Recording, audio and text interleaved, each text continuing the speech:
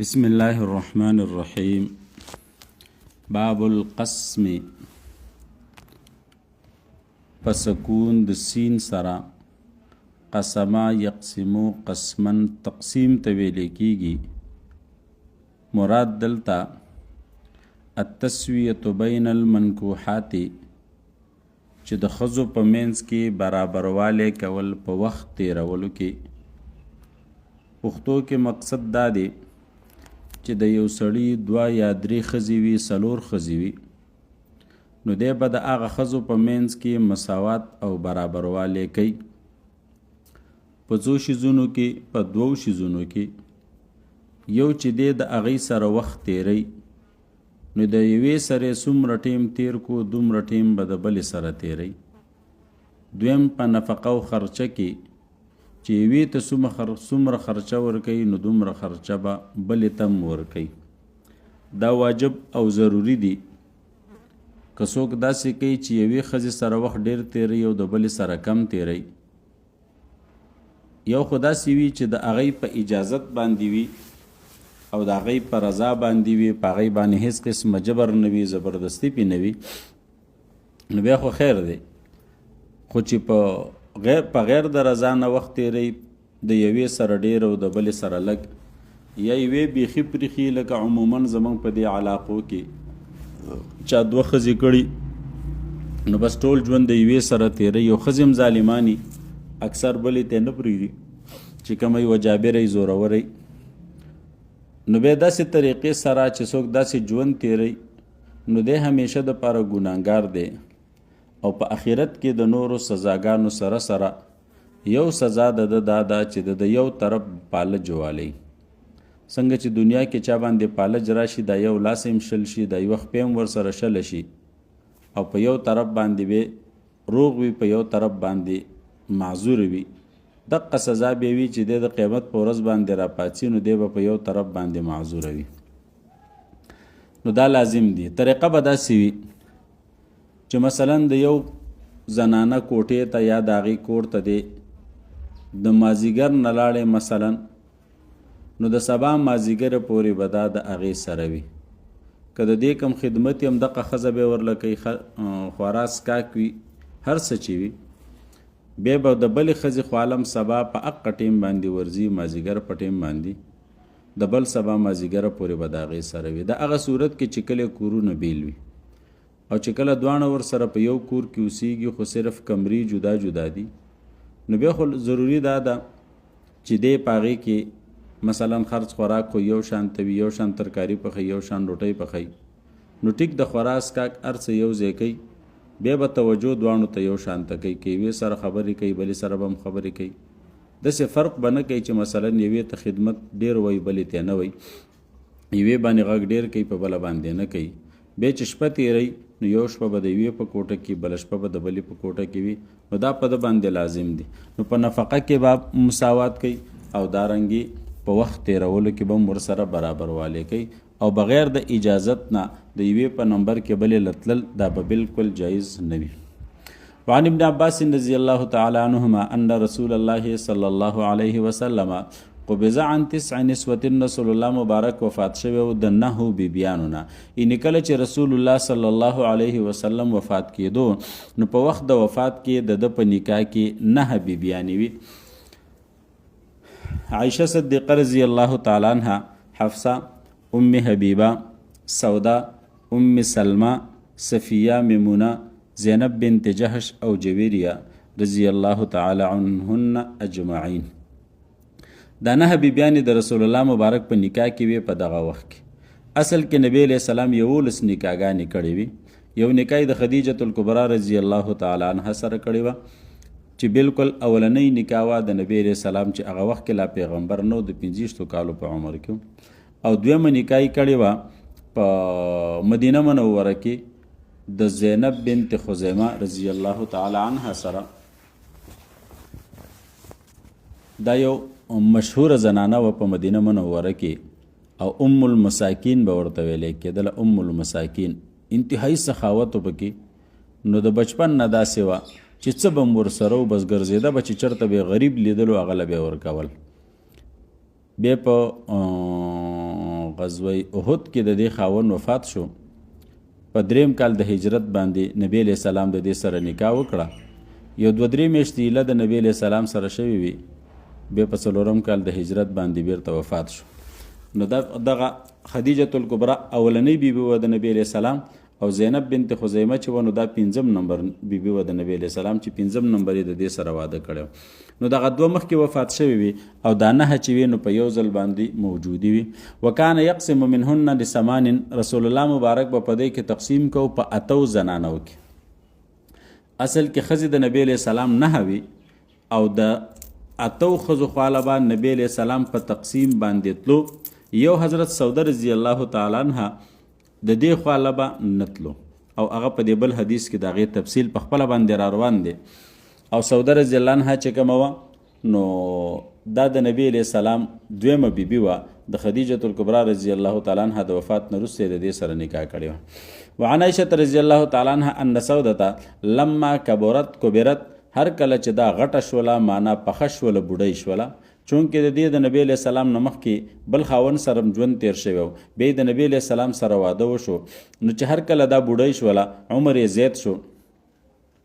نو اصل کې نبی علیہ السلام دې ته د طلاق ورکول اراده کړې وه چې طلاق ورله ورکړي. پس خبره ته نبی علیہ السلام خفه شوی و. نو قالت دی ویل یا رسول الله قد جعلت یومی منک لعایشة، ته چې په کومه شپه په کومه ورځ کې زما خواته راځي نو ما هغه ورځ خپله عایشه صدیقه رضی الله تعالی عنها ته هبه کړله. یعنی مطلب دا دی چې خیر دی زما خواته شپه مه تېروه، زما چې کومه شپه هغه شپه د عایشه رضی الله عنها سره تېروه، خو طلاق راله مه راکوه. او د دې وجې نه چې زه د قیامت په ورځ باندې ستا په بیبیانو کې راپاڅم په ام المؤمنین لقب باندې. او واقعي خبره ده ګورې، دا څومره غټ سعادت دی چې ام المؤمنین په نوم باندې راپاسي. نو خپله شپې عایشه رضی الله عنها ته وبخله. اوس دا جایز دی که د یو سړي 2-3 ښځې وي نو دا یو ښځه ورته ووایي چې ما خپله شپه دې پلانۍ ته بخلې ده، نو بلکل یې بخلی شي، څه منع پکې نشته. که یو شپه ورته بخي هم بخلی شي، که یو هفته ورته بخي هم بخلی شي، که یو کال ورته بخي هم بخلی شي. او که داسې ورته ویلي چې ټول عمر مې ورته بخلی دی او ته بلکل زما خواله مه راځه، داسې هم کولی شي. خو چې کله هم دا وغواړي مثلا هفته پس کال پس میاشت پس چې کله هم وغواړي بیرته خاوند ته ویلی شي چې ته به زما سره خپل ټیم تیرې او ما چې دې ته کوم وخت بخلی نو بس هغې نه زه بیرته رجوع کوم، نو واپس هم ترې نه رجوع کولی شي، څه ګناهګاریږي پې باندې نه پکې کومه نور څه مسله شته. نو بخلی هم شي، رجوع هم ترې نه کولی شي، یا لږ وخت یا ډیر وخت مثلا، یا یو ورته و چې مثلا ما خپله په هفته کې یو شپې له راځه بس دا نور وخت د دې بلې سره تېروه، یا 10 ورځې پس راځه یا 20 ورځې پس راځه دا نور وخت د دې بلې سره تېروه، دا بالکل جایز دی، په دې کې څه منع نشته. نو فکان رسول الله صلی الله علیه وسلم یقسم لعایشه یومین، رسول الله مبارک به په تقسیم کې د عایشه صدیقه رضی الله عنها سره 2 ورځې تېرولې. یومها یو د هغې خپله ورځ وه، و یوم سودة او بله د سوده رضی الله عنها ورځ وه. وعنها ان رسول الله صلی الله علیه وسلم کان یسأل فی مرضه الذی مات فیه، رسول الله مبارک به په خپله بیمارۍ کې چې په کومه بیمارۍ کې دی وفات شو نو په هغه بیمارۍ کې بیا تپوس کاو این انا غدن، این انا غدن، سبا به زه چا سره یم، سبا به زه چا سره یم. یعنی بیمارو په تکلیف کې او نیت یې دا و چې اوس به دا د عایشې د کور نمبر زما کله راځي، نو تپوس بیا وکړه سبا به زه کوم ځای کې یم، سبا به مې د چا سره شپه وي، سبا به د چا په کور کې یم. نو هغه بیبیانې خو پې باندې ټولې پوهېدلې چېرې نبی علیہ السلام څه غواړي او څه ویل غواړي. نو ټولو ورته په شریک ویل چې د الله نبي ته اوس بیمار او چې ته کله یو کوټې ته ځي یو کله بلې کوټې ته ځي، ان هغه کوټې هم داسې نه وي، کورونه جدا جدا کورونو، نو ته چې په دې بیماری کې ګرځې کله یو کور له ورځې کله بل، نو دا ستا دپاره تکلیف دی. بس ته په یو کور کې آرام وکړه او چې کله ټیک شوي نو بس بیا به په خپل ترتیب باندې چلیږي. نو نبی علیہ السلام ورته ویل زه د چا کور کې آرام وکړم، یعنې کوم کور کې زه څملم، هغه یې ورته ویل د عایشه په کور کې څمله. نو د عایشه صدیقه رضی الله تعالی عنها په کور کې نبی علیہ السلام دا بیبیانې به ورله راتللې، خواله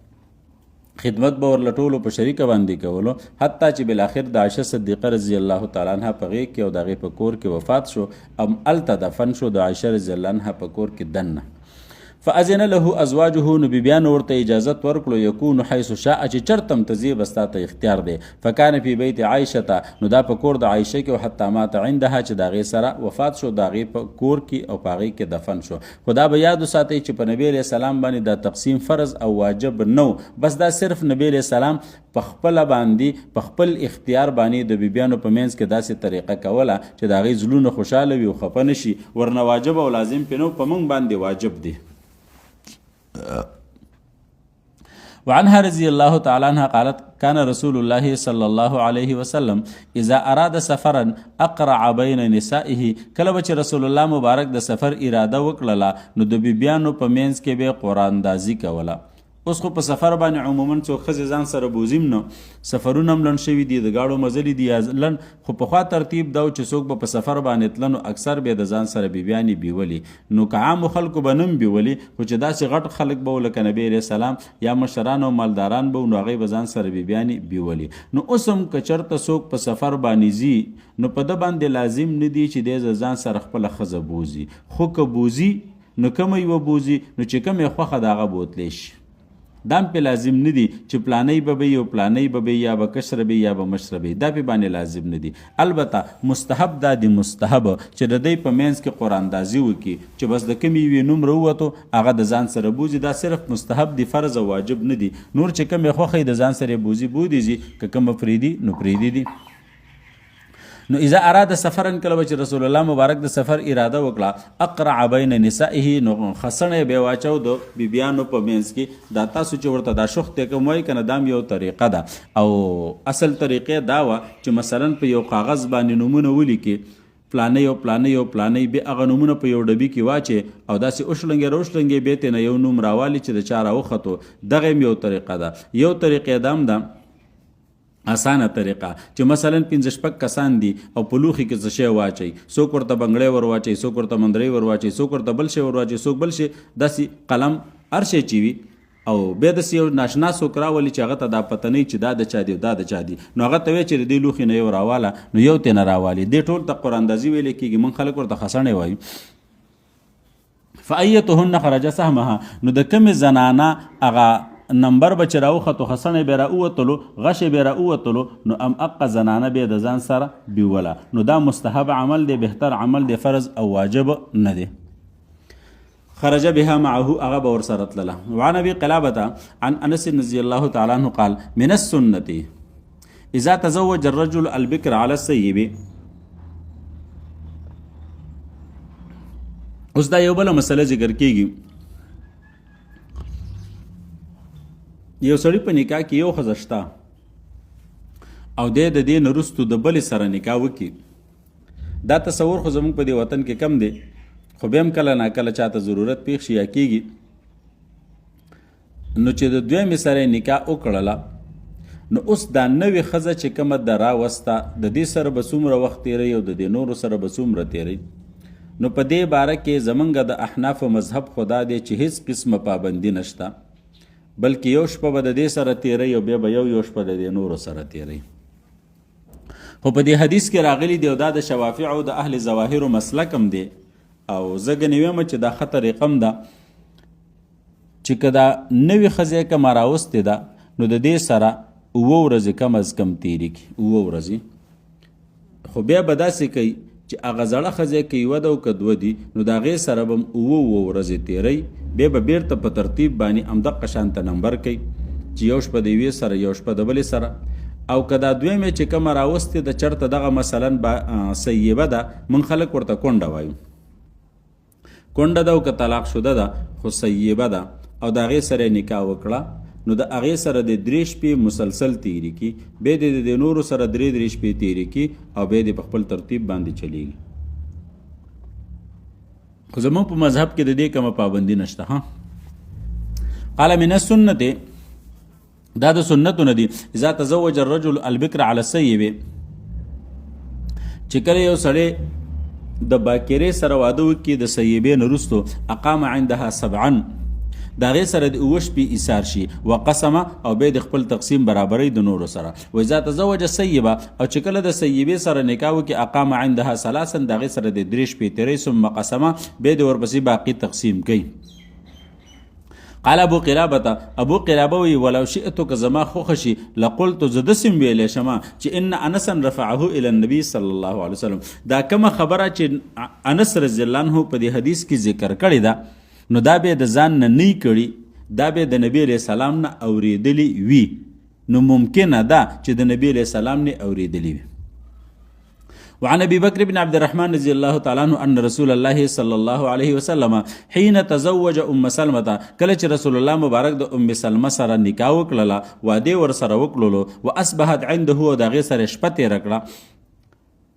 هغه شپه تیر کړه د نبی علیہ السلام سره نو قال لها نبی علیہ السلام ورته ویلي لیس بیک علی اهلک هوان ستا د وجنه ستا په کور والو باندې کوم تنګی نشته کم مشقت نشته کم تکلیف نشته. اینی مطلب دا دی چې کته زمنګ په کور کې 3-4-5 شپې مسلسل پاتې او تا سره زه یو ځای 5 ورځې تېرې کم 3 ورځې در سره تېرې کم نو ستا د وجې ما ته کم مشکل او کم تکلیف نه پیدا کیږي ستا په وجه لیس بیکی علی اهلک هوانون چې پتا باندې معنا ستا په وجه باندې ستا په کور والو باندې کم تحقیر نشتا کم تذلیل نشتا کم مشکل نشتا. ان شئت که تغواړي سبعت عندك زبتا سره اوش په وکما وسبعت عندهن خو بیا به د اری وی سره اوش په کوم و ان شئت او کستا خوخی سلست عندك تا سره 3 شپې کوم و درتو او بیا به دغه شان په دې نور خزو باندې ګرځم 3 شپې به دغه سره کوم. قال دی ول سلس بس 3 شپې را سره وکا ولی که تما سره وش په وکی او بیا د سي ګرځي نو به او بل او به چې زما نمبر راځي 3 میاشتې به کې تیری شي نو ول 3 شپې را سره وک چې بیرته نمبر زر راش. وفي روایت انه قال لها للبكر 7 وللسيب 3 د باکری د پاره وش پی دي او د سیبې د پاره 3 شپې. الفصل الثاني عن عائشة رضي الله تعالى عنها أن النبي صلى الله عليه وسلم كان يقسم بين نسائه رسول الله مبارک با خپل ازواج مطهرات کې د بیبیانو په منځ کې تقسیم کو فيعدلون بالکل برابر والے به کو انصاف به کو ويقول ويل به اللهم هذا قسمي فيما املكو یا الله دا زما تقسیم دی سمره پوری چې زما مالکم زما اختیار دی دومره پوری ز تقسیم کوم عدل کوم انصاف کوم برابر والے کوم. فلا تلومنی فيما تملكو اتما ملامت کوا ما مرا نسب هغه کار باندې چې د هغه ته مالکی ولا املکو او زی مالک نیمه. اینی مطلب دا شو چې یا الله زه خو په دې خزو کې برابر والے کوم یو شان وخت ور سره تیروم یو شان ته خرچه ور لور کوم دا زما ذمہواری ده پاتې شلو د زړه محبت چې زما د کمی وی سره ډیر دی نو ته ما په دې ملامت کوه ځکه چې زه د خپل زړه مالک نیمه او په دې کې به د عائشه صدیقه رضی الله تعالی عنها محبت طرف ته اشاره کوله چې د هغې سره مینه ډیره زیاته وه. وعن ابي هريره رضی الله تعالی عنه عن النبي صلی الله علیه وسلم قال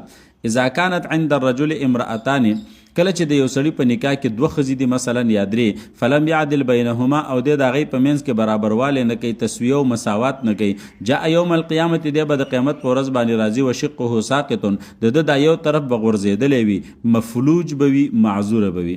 رواه الترمذي وابو داود والنسائي والدارمي وابن ماجه والدارمي. الفصل الثالث عن عطاء قال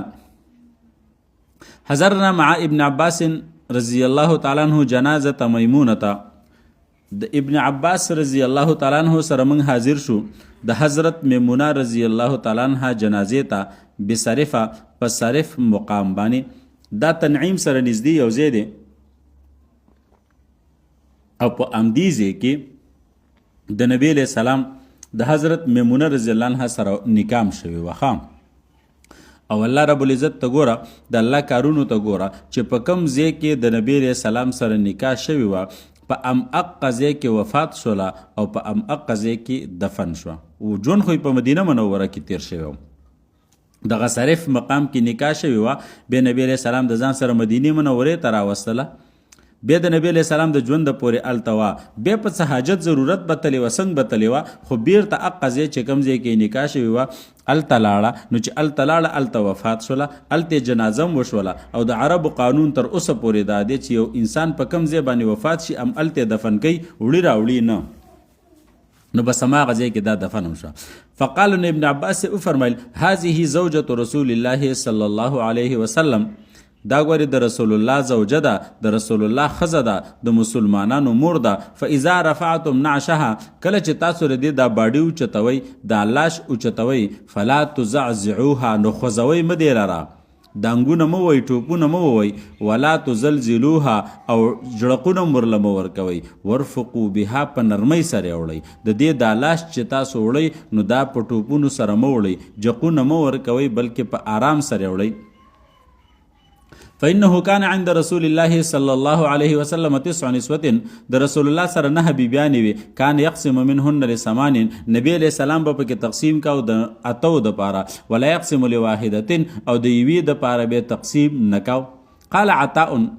عطا فرمای، دا د ابن عباس شاګرد دی، التي كان رسول الله لا يقسم لها، کومه ښځه چې رسول الله مبارک به د هغې دپاره تقسیم نکاو، انها صفیة، هغه صفیه وه. مخکې تاسو ته مویل حدیث کې تیر شو چې هغه سوده رضی الله عنها وخه،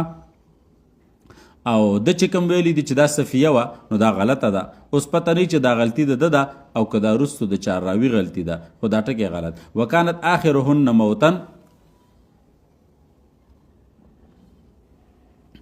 چې دا په مرګ کې د ټولو وروسته وه. نو د دې نم دا معلومیږي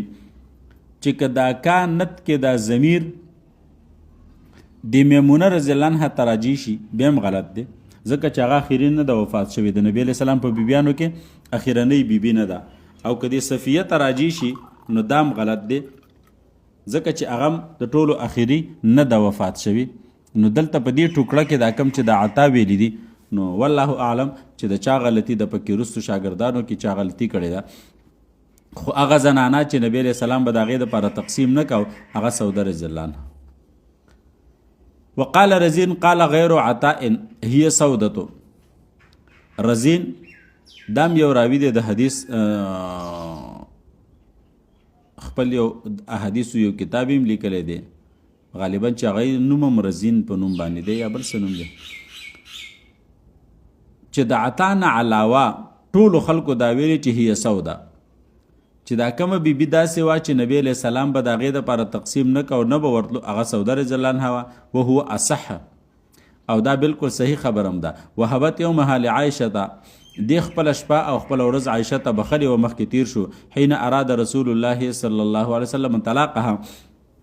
کله چې رسول الله مبارک اراده وکړه دې ته د طلاق ورکولو. فقالت له، د نبی علیه السلام ته ویل، امسکني، ما د ځان سره اوساته، په نکاح کې طلاق راته مه راکوه. قد وهبت یومي لعایشه، ما خپله ورځ د عایشه صدیقه رضی الله عنها ته وبخله. لعلی ان اکون من نسائک فی الجنه، او د دې دپاره چې کیدی شي زه ستا په بیبیانو کې راپاسمه په جنت کې. اینې که دلته زه ما سره ته شپه ونه کې او زما په شپه کې ته د عایشه صدیقه رضی الله عنها خواته لاړ شي نو خیر دی، خو چې په جنت کې خو زه کم از کم ستا په بیبیانو کې یم چې دا فخر راته حاصلي، بس دا کافي دی. بس دی.